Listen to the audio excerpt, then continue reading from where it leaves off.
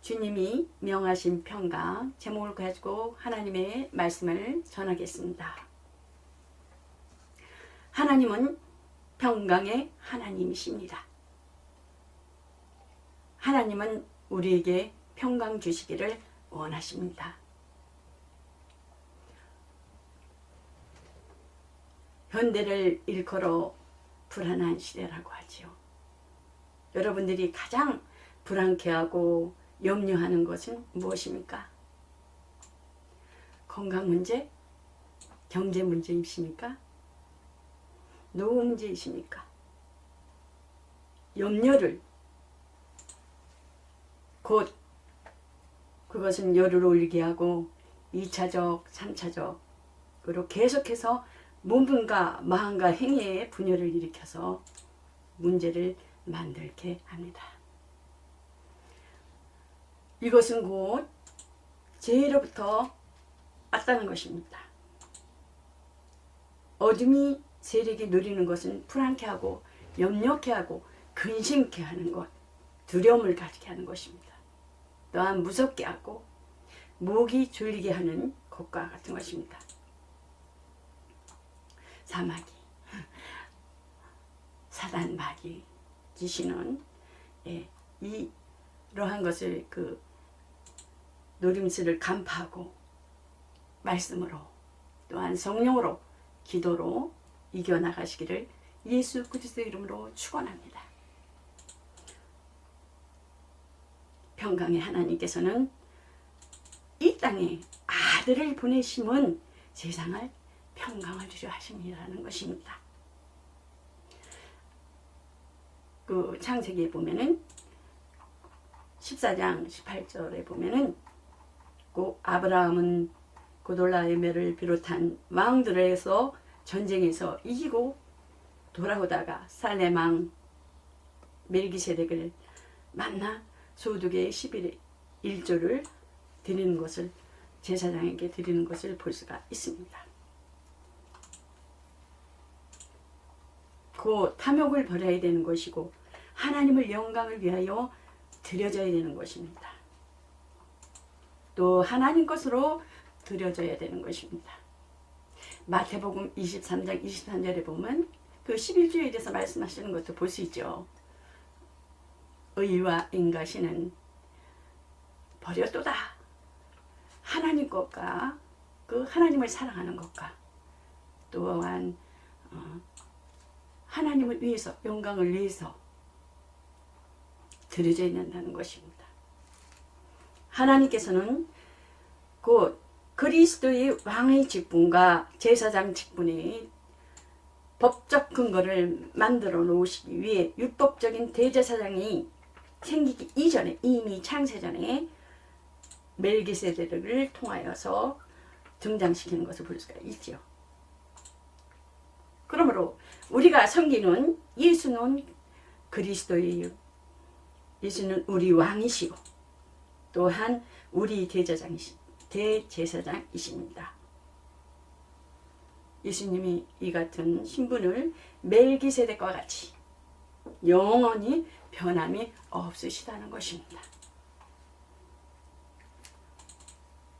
예수님께서는 십자가의 고난을 받으심은 구약의 희생양으로 죄 없으신 자신을 몸을 완전하게 완성하신 분이시라는 것입니다. 완전한 제사시죠. 단번에 들이심으로 말미암아 친히 나무에 달리시고 그 몸으로 우리 죄를 담당하셨습니다.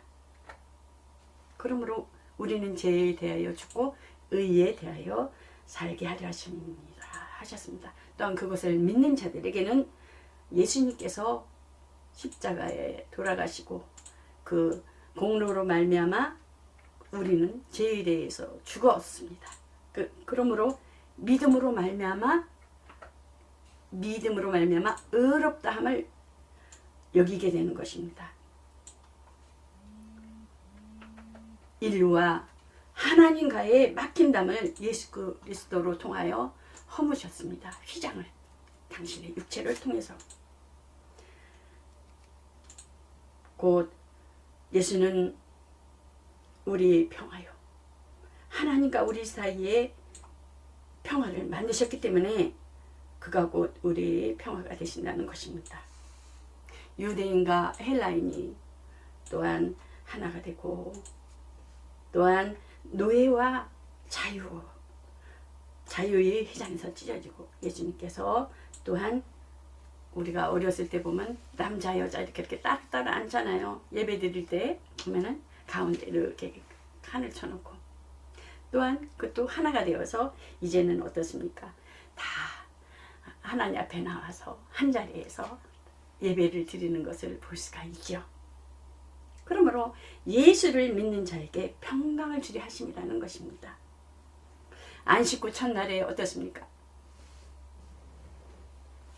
일곱째 날, 안식한 날, 토요일이 되겠죠? 안식 후 첫날, 주일날, 첫날 저녁에 예수님께서 부활하셔서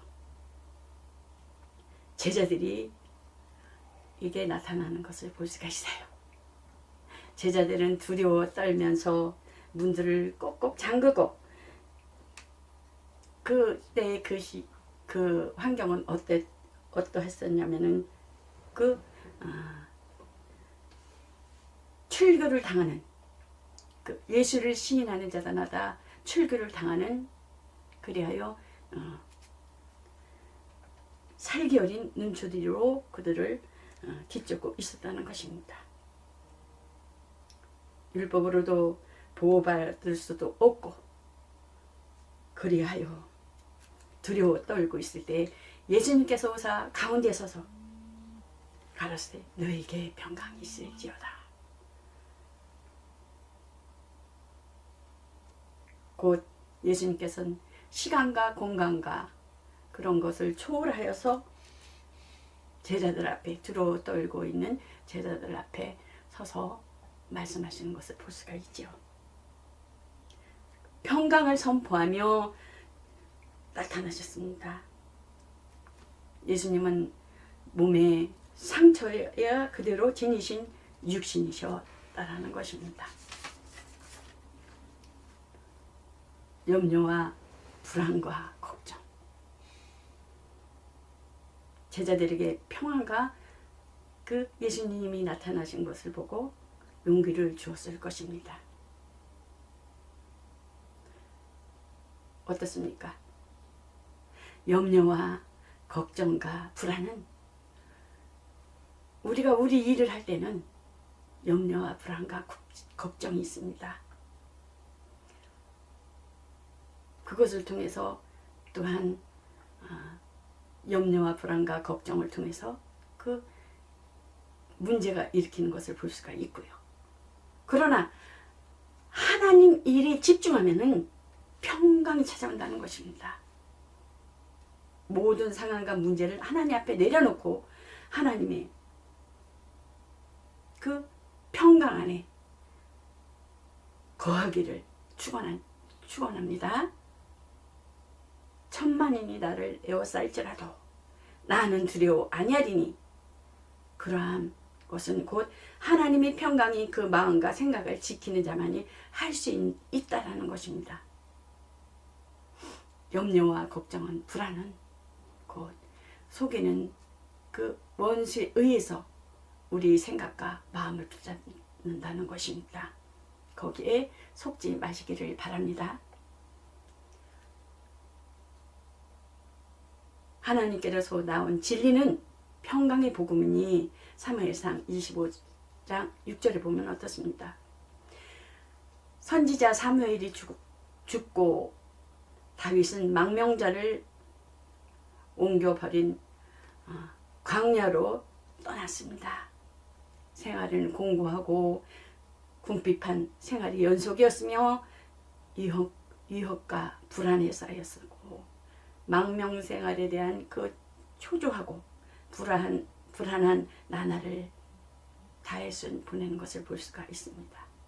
이러할 때 다윗은 곧 그러한 생활에도 나발이라는 그 부자가 있었습니다.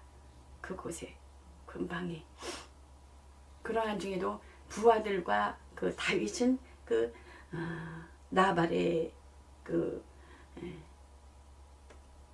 목장과 그 모든 것을 위협하지 아니하도록, 약탈당하지 아니하도록 지키는 것을 볼 수가 있어요. 그래서 다윗은 그 부하들을 시켜서 그 나발에게 그 부자인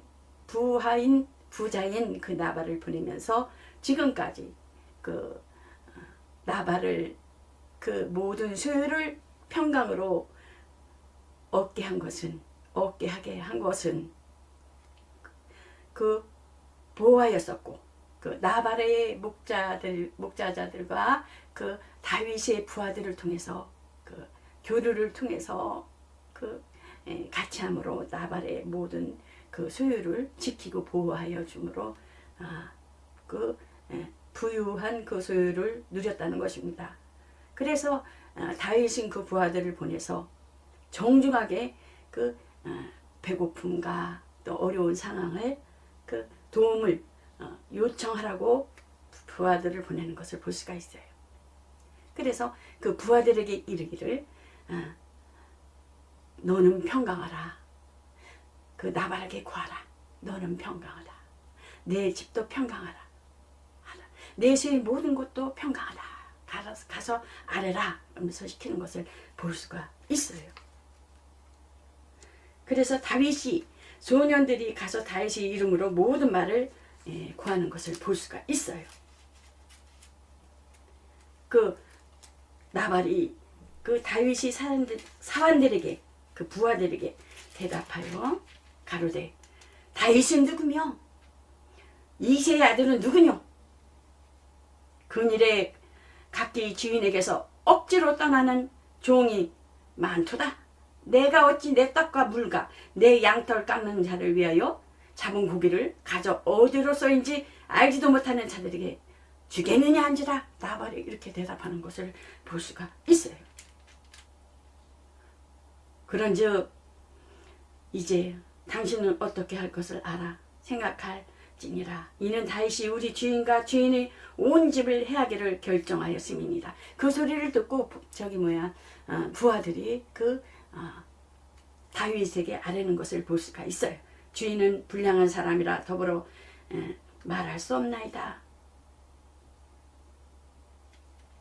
또한 21절에 보면 어떻습니까? 그 모든 것을 하나도 손실이 없게 한 것이 진실로 허사라. 다윗이 말하는 것이. 그가 악으로 나의 선을 갚는도다. 그러면서 불량한 사람 나발.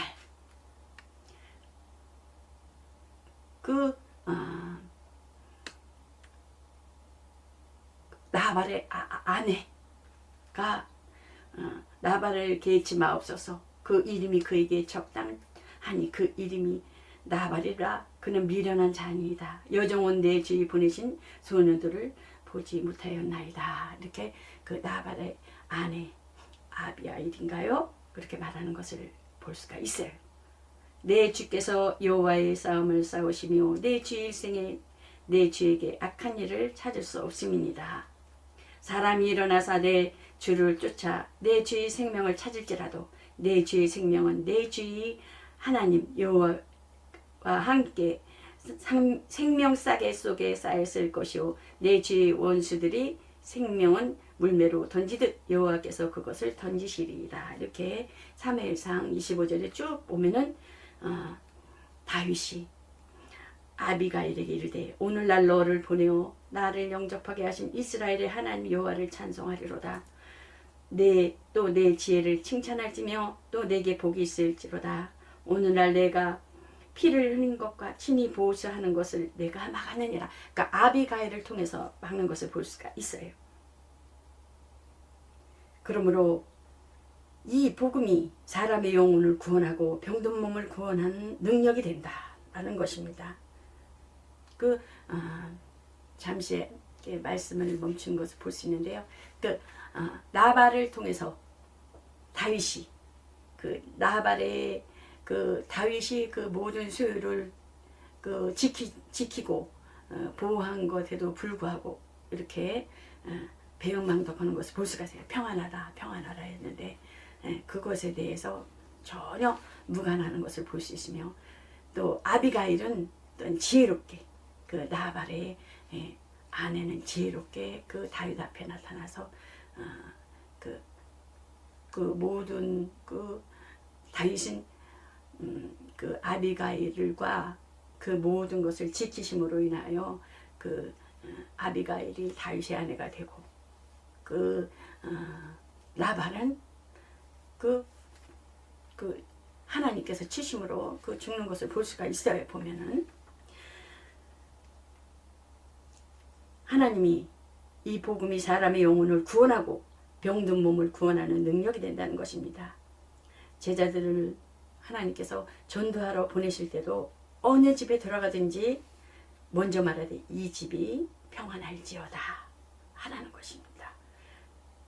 그래 했을 때 너희 빈평안이 하나님의 축복을 받을 만한 준비한 그릇이라면은 너희 빈평안이 그에게 머물 것이요 그렇지 않으면 너에게로 돌아오리라 고 말씀하는 것을 볼 수가 있어요. 그러므로 성령 충만함은 평안이 있어야 가능하고, 그러므로 성령의 인도하심을 의지함으로써 얻는 평안이어야 된다는 것입니다. 그 평안은 또한 하나님의 뜻에 순종하는 활동에서 얻는 평화여야 되고요. 예수님의 초림은 하나님께로부터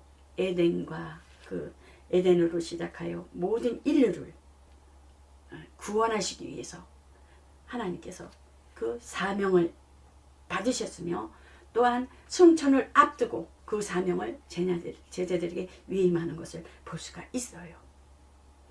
또한 이 사명은 예수를 믿는 모든 자들에게, 모든 사람에게 맡겨졌으며, 또한 교회는 예수님께로부터 위대한 선교를 사명을 받았다는 것입니다. 그래서 성령을 받으라. 또 두 번째 성령을 받으라 그랬잖아요. 불안에 떨고 있는 제자들에게 먼저 성령을 받으라 했지만, 두 번째는 어떻습니까?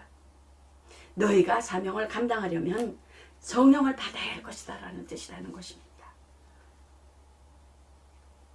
십자가에 달리시기 전에 성령을 보내신 것은 약속하셨고, 또한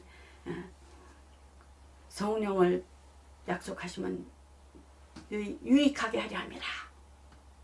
하나님 일을 위해서, 육체가 아닌, 이제는 그것을 다시 확인시키시면 예수님께서 제자들에게 다시 말씀하는 것을 볼 수가 있어요.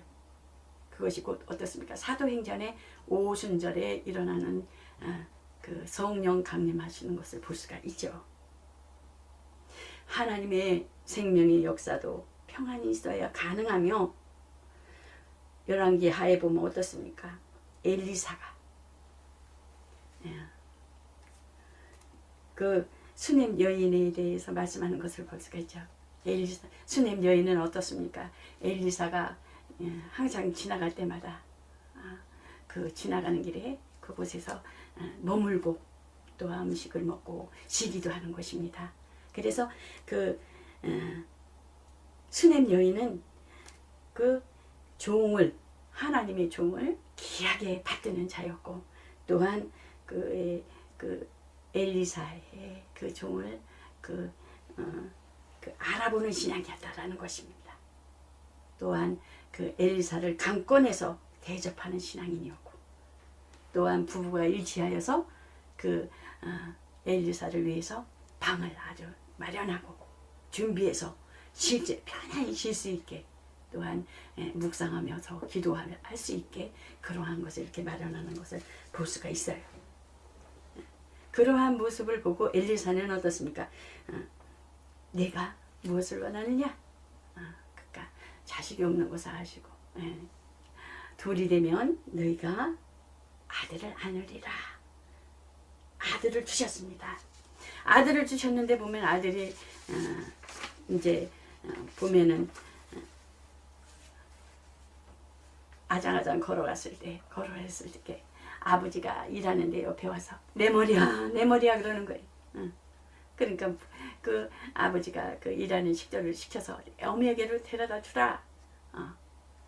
어미 그 수냄 여인에게로 이렇게 데려다 주니까 낮까지 어미 무릎에 앉았다가 이렇게 놀다가 죽은 거예요.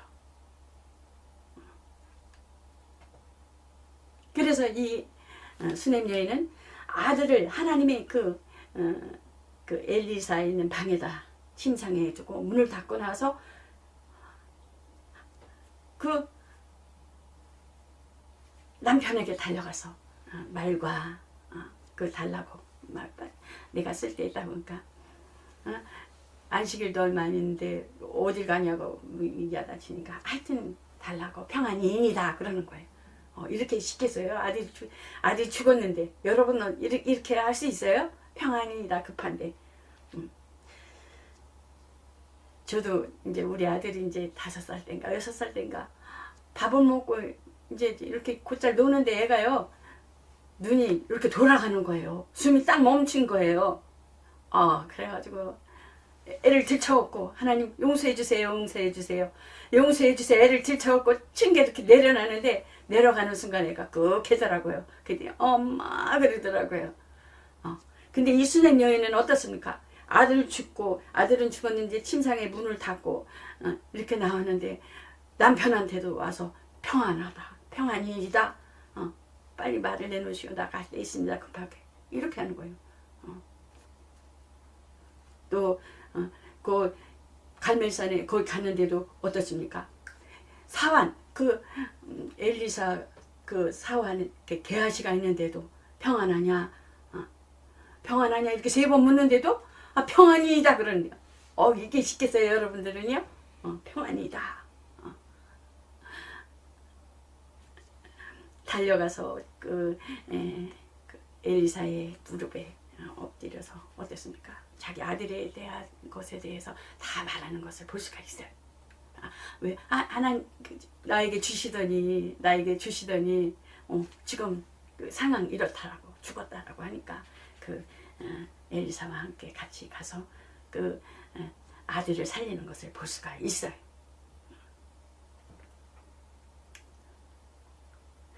하나님의 복주심도 평안이 있는 자에게만 있는 것입니다. 하늘나라는 어떻습니까? 또 하늘나라는 자기 포도밭에 선한 일꾼들을 위해서 일할 일꾼들을 위해서 고용하려고 이른 아침에 나간 어떤 집주인과 같다라는 것입니다. 주인은 한 달란트 주겠다라는 그러한 이야기를 하고 그 일꾼들을 쓰는 것을 볼 수가 있어요. 근데 보면은 일찍 온 사람들도 있어요. 9시에 온 사람도 있고 5시에 일찍 온 사람도 있고 오후 3시에 온 사람도 있고 12시에 온 사람도 있어요. 근데 이제 차츰 뭐예요? 참수고 주인이 관리인에게 저들에게 품삯을 주어라 그랬는데 이제 맨 나중한 사람서부터 주어라. 맨 나중한 사람서부터 주라. 그러니까 한 달씩 다 주는데 맨 일찍 온 사람이 일을 했는데 또 더 많이 일을 했는데 어떻게 돼? 한 달란트 똑같이 주는 거예요. 그러니까 불평불만을 하는 거예요. 불평불만을 하는 거예요. 다른 이들과 비교하는 것을 볼 수가 있어요.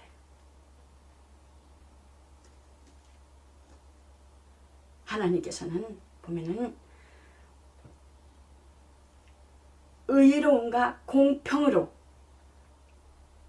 그 한 달란트로 인한 그 품삯을 주겠다고 했다는 거에 대해서는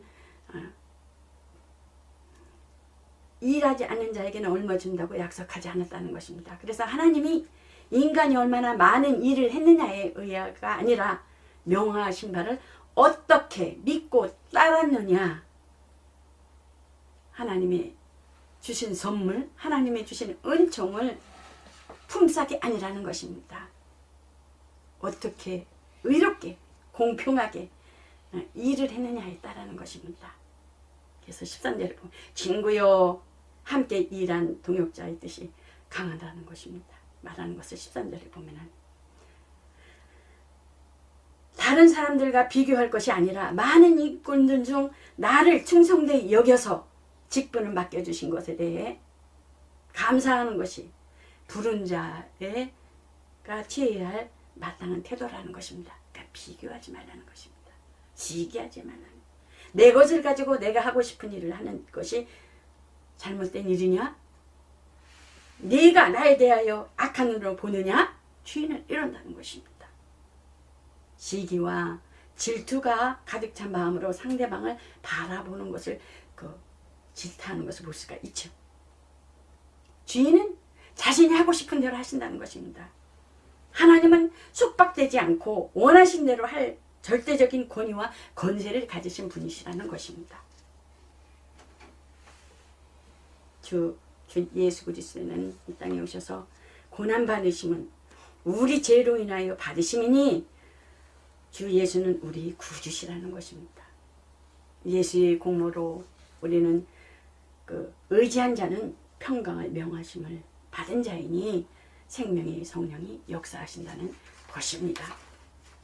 그러므로 주님이 평강에 순종하는 자는 그의 명하신 평강을 받는 자이니 그에게는 그러한 자들에게는 따르는 표적이 있다라는 것입니다. 이것으로 말씀을 마치겠습니다.